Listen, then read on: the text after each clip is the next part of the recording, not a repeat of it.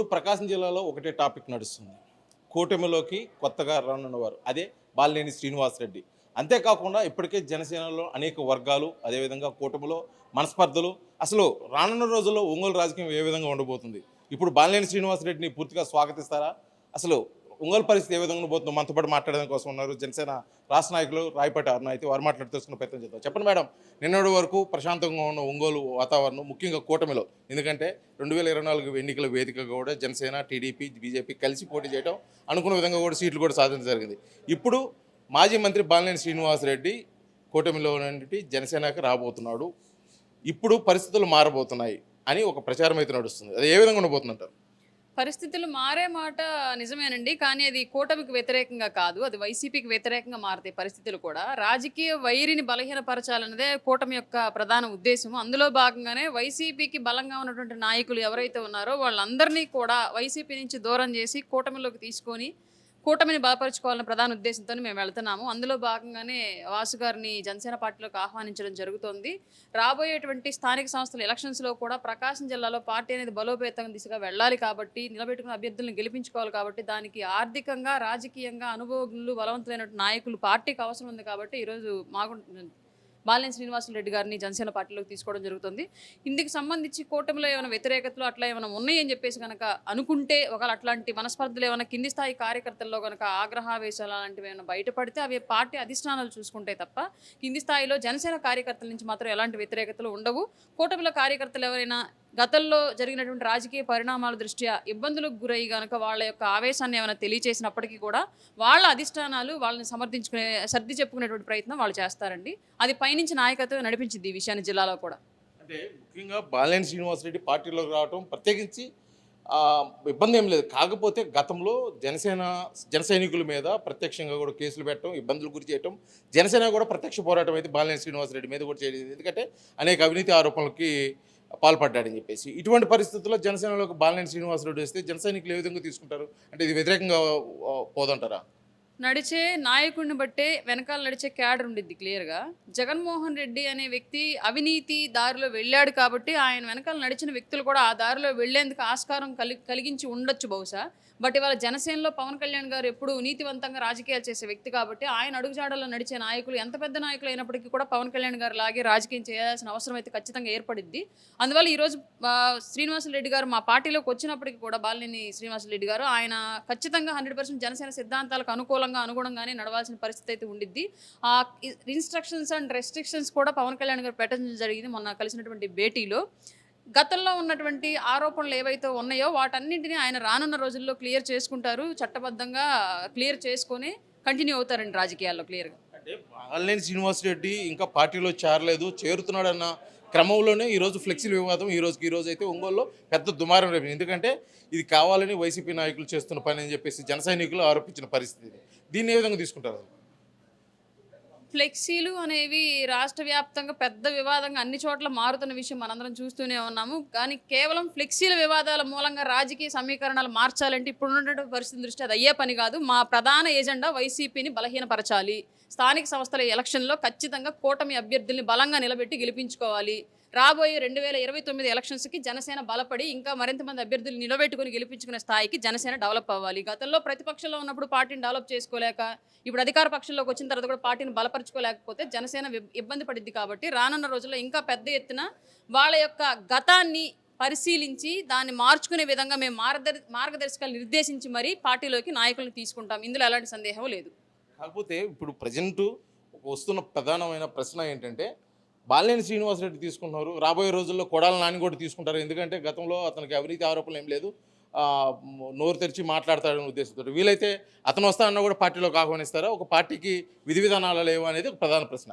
మా పార్టీలోకి వచ్చే వాళ్ళందరూ మా విధి విధానాల ప్రకారమే నడవాలండి. ఈవెన్ జగన్మోహన్ రెడ్డి వస్తా అన్నా సరే మా కండువా వేసి మేము చెప్పినట్టు నడుస్తానంటే తీసుకుంటాం అన్న కాన్సెప్ట్ ప్రస్తుతం మేము అమలుపరుస్తాము 100%. ఎందుకంటే మా అండర్ కంట్రోల్లో ఉన్నప్పుడు మా సిద్ధాంతాల ప్రకారమే నాయకులు ఉండాలి.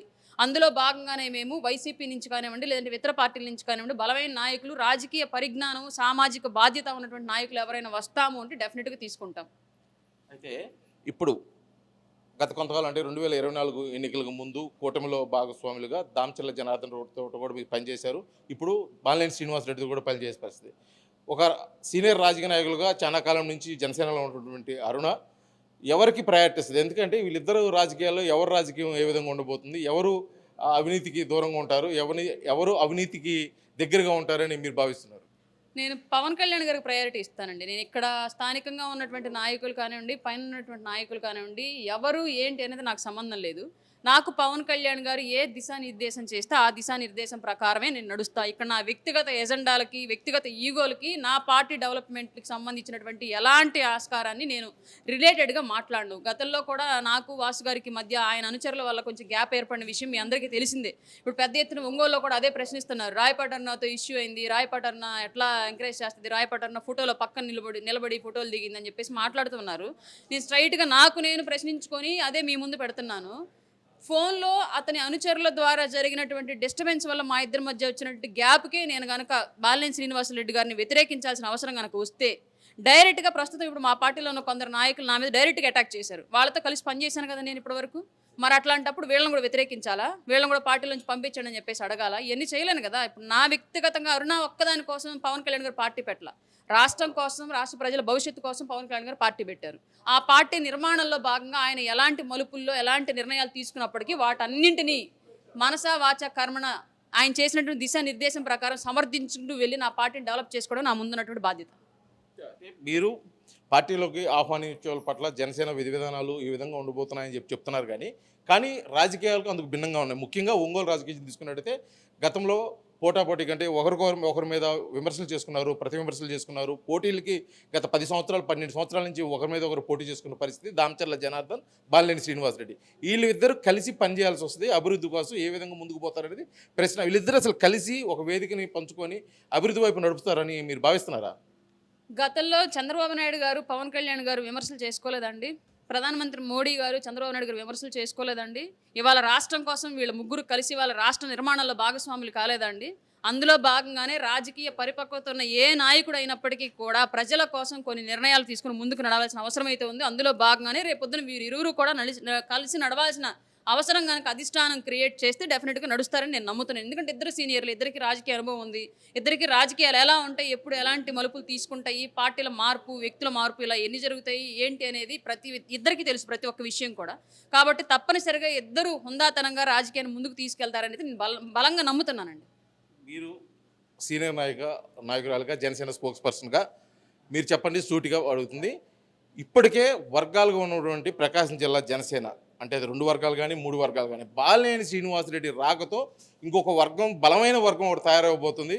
ఆ వర్గంలో అనేక మంది చేరబోతున్నారు. అందులో రాయపాట అరుణ కూడా ఉంది అనేది ఒక ప్రధాన ప్రశ్న. దాన్ని మీరు ఏమంటారు? నాకు పవన్ కళ్యాణ్ గారి వర్గం తప్ప ఇంకెవరి వర్గం తెలియదు జిల్లాలో. పవన్ కళ్యాణ్ గారి వర్గంలో కేవలం కార్యకర్తలు, అలాగే నాయకుడిని నమ్మి నడిచేటువంటి క్యాడర్ మాత్రమే ఉంటారు. ఇంకా సపరేట్గా ఎవరన్నా నాకు ఒక వర్గం ఉంది, నా వెనకాల వీళ్ళు వచ్చారు వాళ్ళు వచ్చారు అనుకుంటే వాళ్ళు పిచ్చోళ్ళు జనసేనలో నన్ను అడిగితే. పవన్ కళ్యాణ్ గారిని చూసి వీళ్ళ జెండాలు మోసిన వాళ్ళు, నా జెండాలు మోసిన వాళ్ళు తప్ప ఎవరు కూడా ప్రత్యేకించి రాయపటర్నోకో ఇంకొక సుబ్బమ్మకో పొల్లయ్యకో ఎవరికి వర్గాలు లేవు. ఇక్కడ ఒకటే వర్గం, కళ్యాణ్ గారి వర్గం ఉంది. ఆయన చూసి అందరి జెండాలు మోస్తున్నారు అంతే. మొత్తానికి కూడా ఇప్పుడు ప్రకాశం జిల్లా ఒంగోలు కేంద్రంలో జరుగుతున్నటువంటి రాజకీయం కేవలం అభివృద్ధి కోసమే తప్పితే ఎవరికి స్వప్రయోజనాలు లేవు. బాలినేని శ్రీనివాసరెడ్డి కాదు, వైఎస్ జగన్మోహన్ రెడ్డి జనసేనలోకి వచ్చినా సరే మా విధి విధానాలకి అనుగుణంగానే ముందుకు పోవాలో తప్పితే ఇక్కడ వర్గాలు లేవు. కేవలం అభివృద్ధి వైపే మేము చూస్తాము. అభివృద్ధి కోసం ఎవరు కలిసి ముందుకు వచ్చినా సరే వారికి కలిసి నడిచడం కోసం అయితే జన సైనికులు ఎప్పుడు ముందు ఉంటారని చెప్పేసి కూడా రాయపాటర్ని అయితే తెలియజేస్తున్న పరిస్థితి. విడిజిల్లా లక్ష్మణ్తో శ్రీనివాస్, RTV ఒంగోలు, ప్రకాశం జిల్లా. మరిన్ని వీడియోస్ కోసం ఛానల్ ని సబ్స్క్రైబ్ చేయండి. లేటెస్ట్ అప్డేట్స్ కోసం వాట్సాప్ ఛానల్ ని ఫాలో చేయండి. అండ్ లింక్ డిస్క్రిప్షన్ లో ఉంది.